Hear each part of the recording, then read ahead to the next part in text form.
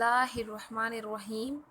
Starting with the great name of Allah, who is the most beneficent and merciful. Assalamu alaikum. This is Beria Model School, PNAD Maripur. I am Aksanas from Primary Wing, your science teacher. Welcome to the class, students. Hope you are fine and giving proper concentration to your studies and taking your classes and lectures regularly. Before starting our class, let's have a short assessment test of previous unit that has been completed in our previous lecture. Test your memory and try to answer the question that are displaying on your screen. And your question number 1 is, which of the following is the example of biodegradable waste? And your options are plastic, glass and leaves. इन तमाम में से वो कौन सी example है जो biodegradable से relate करती हैं? इनके बायोडिग्रेडेबल वेस्ट की एग्जाम्पल आप बताइए कि कौन सी ठीक है, प्लास्टिक, ग्लास और लीव्स। उम्मीद है कि आप सबने सही जवाब दिया होगा। बायोडिग्रेडेबल वेस्ट की जो एग्जाम्पल है इन तीनों में से वो ठीक है लीव्स, यानी कि लीव्स बायोडिग्रेडेबल वेस्ट की कैटेगरी में आता है। Question number 2 is, which of the following is the example of non-biodegradable waste? Non-biodegradable waste की examples इनमें से क्या होगी? And the options are cloths, fruit peels and mobile phones. इन तीनों में से जो ऑप्शन आपको ठीक लगे आप उसे चूज़ कर सकते हैं और उम्मीद करती हूँ कि आप सबको इसका जवाब मालूम होगा क्योंकि हम अपनी प्रीवियस क्लास में इसको बहुत अच्छे से डिस्कस कर चुके हैं। And the right answer is mobile phones.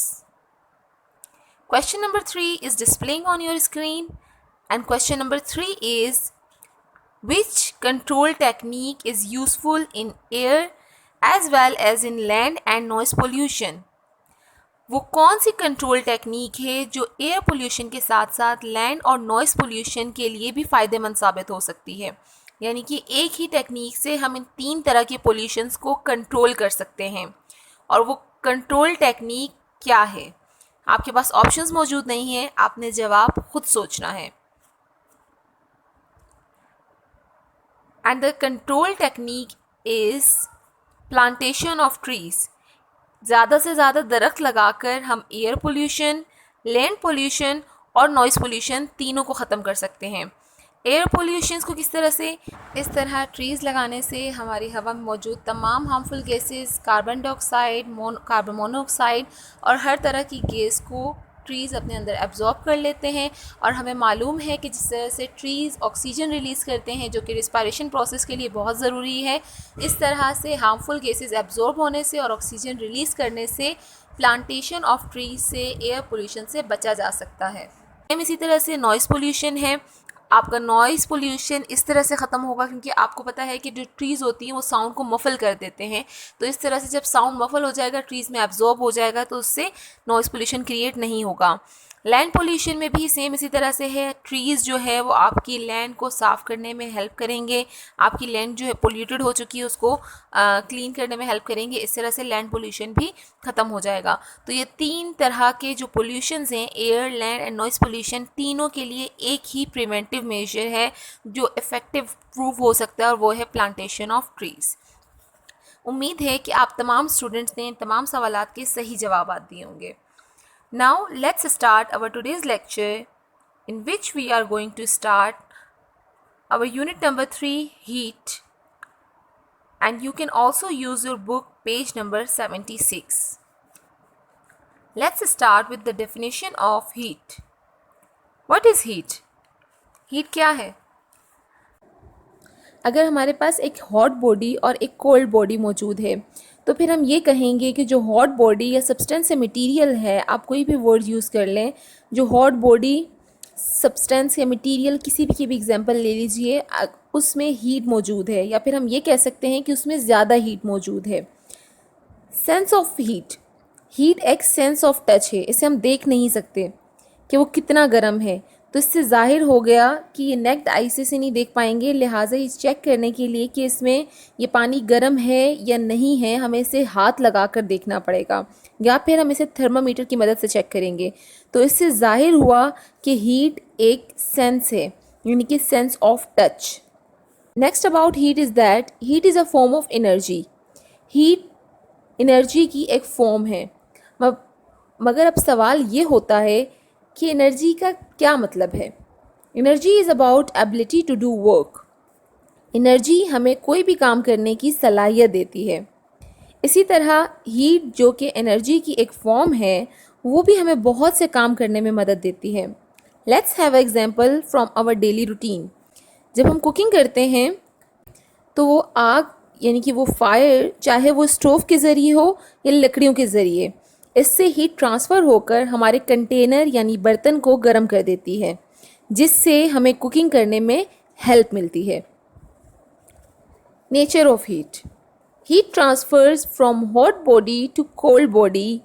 मतलब जो हमारी हॉट बॉडी है जिसका टेम्परेचर हाई होता है और जो हमारी कोल्ड बॉडी है उसका टेम्परेचर हमेशा लो होता है।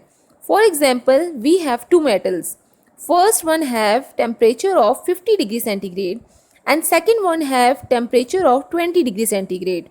तो इस तरह इन दोनों मेटल्स में से मेटल ए जिसका टेम्परेचर 50 डिग्री सेंटीग्रेड है, इसमें से हीट ट्रांसफ़र होकर दूसरे मेटल में जाएगी और ये ट्रांसफ़र ऑफ हीट और प्रोसेस उस वक्त तक होगा जब तक दोनों मेटल्स के टेम्परेचर इक्वल ना हो जाएं।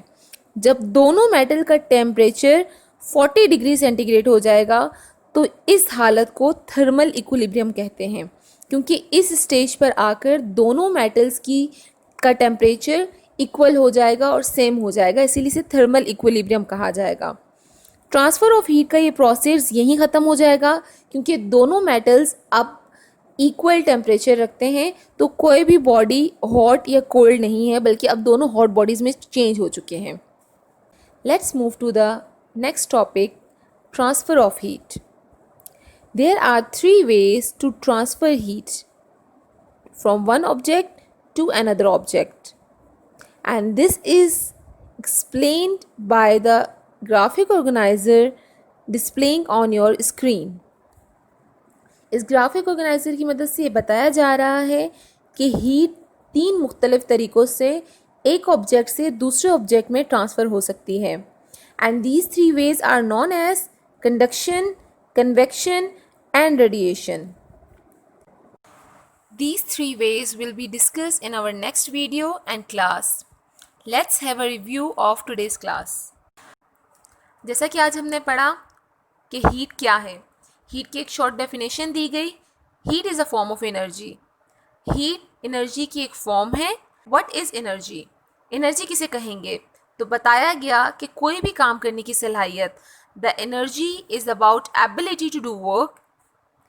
कोई भी काम करने की सलाहियत उसे एनर्जी कहा जाएगा।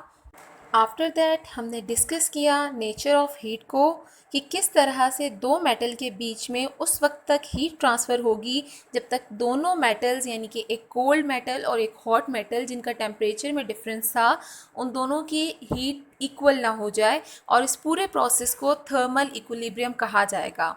इसके बाद ट्रांसफ़र ऑफ हीट के बारे में पढ़ा गया, that there are 3 ways to transfer heat from one object to another object, and these 3 ways are known as conduction, convection and radiation। और इन तीनों तरीक़ों को हम अपनी नेक्स्ट क्लास में डिस्कस करेंगे। It's time for homework assignment, and your today's homework assignment is read chapter number 3 by using your book page number 76 and 77, and also complete your short question answers on your notebook by using your handouts. It's time to wind up the class. Inshallah, we will continue our topic in next video.